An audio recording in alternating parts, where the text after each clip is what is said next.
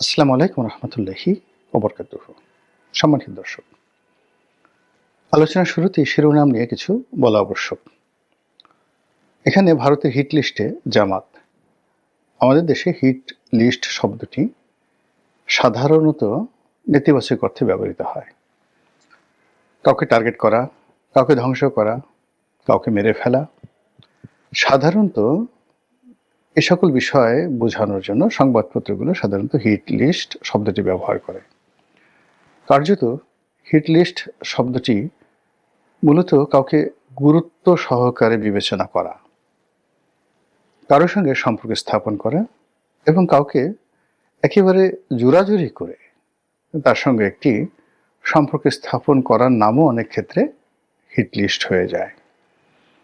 তো সেই অর্থে দিল্লির সঙ্গে, ভারতের সঙ্গে, নরেন্দ্র মোদীর সঙ্গে বর্তমান জামাতের সম্পর্কের যে একটা নতুন দ্বার উন্মোচিত হয়েছে, এটি বোঝানোর জন্য আমি মূলত এই হিট লিস্ট শব্দটি ব্যবহার করেছি। আজ থেকে বহু বছর আগে আমার যতটা মনে পড়ে, যখন কাদের মোল্লার ফাঁসি নিয়ে খুব আলাপ আলোচনা হচ্ছিল, ঠিক ওই সময়টাতে আমি একটা পত্রিকা বের করতাম, অনলাইন পত্রিকা, যেটির নাম ছিল dnews.com, মানে differentnews.com। 2011-12 সনে যারা পাঠক ছিলেন তারা জানতেন যে এটি ওই সময়টাতে খুবই জনপ্রিয় একটি অনলাইন মাধ্যম ছিল এবং অ্যালেক্সাতে র্যাঙ্কিংয়ে এটি প্রথম 5টি শীর্ষ সংবাদপত্রের মধ্যে আমার এই পত্রিকাটি ছিল। তো সেই পত্রিকাতে প্রায় প্রতিদিনই এই চমকপ্রদ নিউজগুলো আমি দিতাম। তখন একবার একটা নিউজ করেছিলাম যে জামাতের নেতাদের যে যুদ্ধ অপরাধের বিচার হচ্ছে, এই বিচার প্রক্রিয়া প্রভাবিত করার জন্য জামাত সারা দুনিয়াতে লবিস্ট নিয়োগ করেছে এবং ভারতেও তাদের লবিস্ট নিয়োগ করা হয়েছে। তো এটা যখন ছাপা হলো, একেবারে হই হই রই রই কাণ্ড চারিদিকে। কেউ বিপক্ষে বললেন, কেউ পক্ষে বললেন। যারা পক্ষে বললেন তাদের বক্তব্য ছিল যে জামাতের সঙ্গে ইন্ডিয়ার সম্পর্ক হতে পারে, জামাতের পক্ষে সবকিছু সম্ভব। আবার অন্যদিকে যারা বিপক্ষে তারা সেই চিরাচরিত ভাষায় গালাগাল, এবং অবাকের ব্যাপার হলো যে জামাতের লোকজন এখন যত চমৎকার ভাষায় গালাগাল করতে পারে, অশ্লীল অশ্রাব্যতায় তারা বিশ্ব রেকর্ড তৈরি করে ফেলেছে, ঠিক এতটা দক্ষতা তখনও হয়নি 2011-12 সনে, কিন্তু তারপরেও তারা ওই সময় গালাগাল দিত। আমার একটা ইউটিউবে আমার একটা ভিডিও আপলোড হয়েছিল, পার্লামেন্টে জামাত বিরোধী একটা বক্তব্য দিয়েছিলাম। সেই বক্তব্যটার কমেন্টে গিয়ে আপনি দেখতে পারবেন যে ওই সময়টিতে জামাতরা কিভাবে গালাগাল করত। একদিকে তাদের বা আমি যে সময়টাতে ফাঁসি তখনও হয়নি, জামাতের বিচার প্রক্রিয়া শুরু হয়নি, পার্লামেন্টে আমার প্রথম বক্তব্যর মধ্যেই 2009 বা 10 সনের প্রথম দিকে আমি এই ভাষণটা দিয়েছিলাম।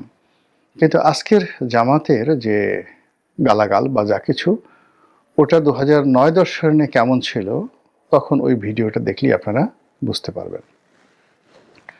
তো যেটা বলছিলাম যে জামাত ভারতের সাথে সম্পর্ক স্থাপন করার জন্য লবিস্ট নিয়োগ করেছে।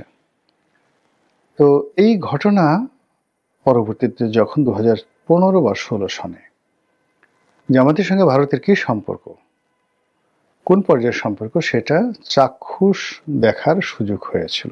আমি শুধু এতটুকু বললাম, জামাত এই যুদ্ধাপরাধীদের যে বিচার, সেই বিচার প্রক্রিয়াতে ভারতের সহযোগিতার জন্য তাদের বড় বড় নেতাদেরকে এই যুদ্ধাপরাধের দায় থেকে মুক্ত করার জন্য করেনি এহেন চেষ্টা নেই, কিন্তু জিনিসগুলো কাঁচা হাতে তখন হ্যান্ডেল হয়েছে।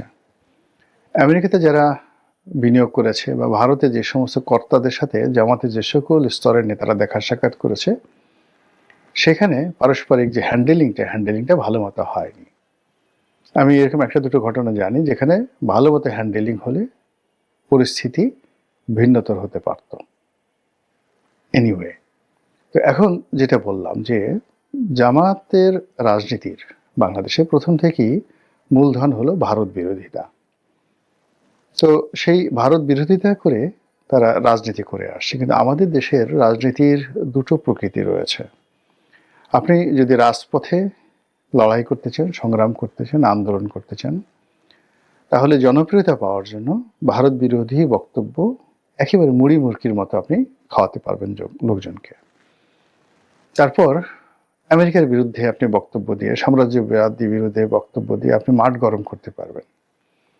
কিন্তু যেই মুহূর্তে আপনি ক্ষমতায় যাবেন, বা আপনি যদি সত্যিকার অর্থে ক্ষমতায় যেতে চান, যে কোনো মূল্যে আপনাকে ভারতের সঙ্গে এবং আমেরিকার সঙ্গে সম্পর্ক রক্ষা করতে হবে। 50-এর দশক থেকে, মানে দ্বিতীয় বিশ্বযুদ্ধের পরে যখন লিগ অফ নেশন বন্ধ হয়ে আবার জাতিসংঘ প্রতিষ্ঠিত হলো, তখন থেকেই পাকিস্তানের জন্য এবং পূর্ববঙ্গের জন্য আমেরিকা অপরিহার্য হয়ে পড়ল। একই সঙ্গে ভারতের সঙ্গে বিরোধিতা অপরিহার্য হয়ে পড়ল বটে, কিন্তু 1971 সনের মুক্তিযুদ্ধের পর ভারতের সঙ্গে সম্পর্কটা আমাদের জন্য অনিবার্য হয়ে পড়েছে। বঙ্গবন্ধুর মৃত্যু, ভারতের সাথে সম্পর্ক স্থাপন করতে না পারার ব্যর্থতা। 1996 থেকে 2001 সনে শেখ হাসিনার ট্রিমেন্ডাস কর্মকাণ্ড, ভালো, অসাধারণ ভালো কর্মকাণ্ডের পরেও তিনি ভারতের অসহযোগিতায় ক্ষমতা আসতে পারেননি, এটা তিনি পার্লামেন্টে দাঁড়িয়ে বলেছেন। তারপর সেন্ট মার্টিন আমেরিকা চাচ্ছে বাংলাদেশের কাছে, এটা বাংলাদেশ দিতে পারেনি বা শেখ হাসিনা দিতে পারেনি, এজন্য তাকে চলে যেতে হয়েছে বা চলে যেতে হবে। এবং তিনি সেটা ডিক্লেয়ার করেছিলেন যে আমি বঙ্গবন্ধুর কন্যা, আমার ক্ষমতা দরকার নেই, কিন্তু আমি দেশ বিক্রি করে ক্ষমতায় আসতেও পারবো না, থাকতেও পারবো না, যেতেও পারবো না, যা হয় হবে। তো এখন এই যে গত 10 মাসের যে বাস্তবতা, তার আগে আরো 7 মাসের বাস্তবতা, অর্থাৎ আগস্ট মাস থেকে আজ অবধি প্রায় 17 মাস হয়ে গেল। এই 17 মাসের যে রাজনীতি, এখানে আওয়ামী লীগ খুব ভালো করে বুঝে গেছে যে তাদের কি ভুলগুলো হয়েছিল। বিএনপি ঘুরে দাঁড়ানোর চেষ্টা করছে, জামাত ঘুরে দাঁড়ানোর চেষ্টা করছে, আর বর্তমান সরকার তারা হাড়ে হাড়ে অনুভব করছে যে ব্যর্থতাটা কোন পর্যায়ে পৌঁছে গেছে এবং এখান থেকে আসলে ঘুরে দাঁড়ানো সম্ভব কিনা সেটা নিয়েও তারা গবেষণা করছে। তো সেই অবস্থাতে রাজনৈতিক দলগুলোর একটা ভিন্ন ভিন্ন কৌশল থাকে। জামাতও সেই কৌশল অবলম্বন করছে।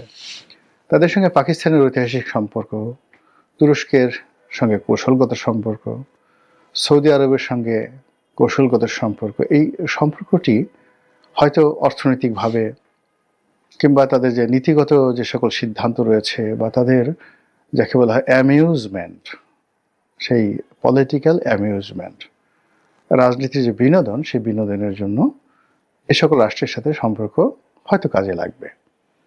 আপনি একটা ভ্রমণে গেলেন, রাজকীয় মেহমান রূপে মক্কা মদিনাতে সফর করলেন, তুরস্কে সরকারি ভিসাতে গেলেন, 15 দিন সেখানে একটা প্লেজার ট্রিপ করে আসলেন, এটাকে বলা হয় পলিটিক্যাল অ্যামিউজমেন্ট।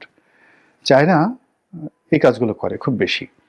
বিভিন্ন দেশ থেকে তাদের পছন্দের মানুষদেরকে চীন দেশে নিয়ে ভীষণ রকমভাবে তারা আদর করেন, আপ্যায়ন করেন। আমি চীনের রাষ্ট্রীয় অতিথি হিসেবে একবার সেখানে গিয়েছিলাম, আমি এই জিনিসগুলো দেখেছি। কিন্তু ভারতের সঙ্গে যে বাংলাদেশের পলিটিক্যাল পার্টিগুলো, রাজনীতির যে সম্পর্কগুলো, এগুলো আসলে মানে বিকল্প নেই। এই সম্পর্কগুলো করতেই হবে আপনাকে যদি আপনি ক্ষমতায় যেতে চান এবং ক্ষমতায় থাকতে চান। স্বাধীনতার পর থেকে বাংলাদেশের অনেকের সঙ্গে ভারত সম্পর্ক করার চেষ্টা করেছে, কিন্তু কার্যত যেটা বাস্তবতা ভারতের জন্য নির্মম অভিজ্ঞতা, সেটা হলো একমাত্র জাতীয় পার্টি ছাড়া ভারতের সঙ্গে কেউ বিশ্বস্ত আচরণ করেনি। জাতীয় পার্টি এরশাদ সাহেব প্রথম দিন থেকে একেবারে মৃত্যু পর্যন্ত, আবার এরশাদ সাহেবের পর তার যে ভাই, যিনি এখন জিএম কাদের আছেন, জাতীয় পার্টির প্রেসিডেন্ট, আর তার যে সেক্রেটারি, মানে ওনারা সবসময়ই ভারতের সঙ্গে একটি বন্ধুত্বপূর্ণ এবং বিশ্বস্ত বন্ধুত্বপূর্ণ সম্পর্ক রক্ষা করার চেষ্টা করছে। ভারতের যদি সামর্থ্য থাকতো তাহলে জাতীয় পার্টিকেই কিন্তু তারা ক্ষমতায় রাখত। এবং দেখুন এখন ভারতের যতটুকু লিঙ্ক রয়েছে বাংলাদেশের বিভিন্ন রাষ্ট্রীয় মাধ্যমে, তারা সেই গত 17 মাসে জাতীয় পার্টিকে যেভাবে নিরাপত্তা দিচ্ছে, যেভাবে অপরিহার্য করেছে, এবং রাষ্ট্রীয় শক্তিগুলো কোনো অবস্থাতেই জাতীয় পার্টির উপর তাদের খড়গ তারা চাপাতে পারছে না। এবং জাতীয় পার্টির সব গ্রুপগুলো, অর্থাৎ যেগুলো ভেঙে গেছে, যে মূল যে শক্তিগুলো যারা আছেন, আনিসুল ইসলাম মাহমুদ, ব্যারিস্টার আনিসুল ইসলাম মাহমুদ, কাজী ফিরোজ রশিদ, মুজিবুল হক চিন্নু, শহীদুর রহমান ট্যাপা, তারপর যাকে বলা হয় রুহুল আমিন হাওলাদার, বলতে গেলে জাতীয় পার্টির যারা একেবারে সূর্য সন্তান, তারা সবাই জি এম কাদেরকে ছেড়ে গেছেন।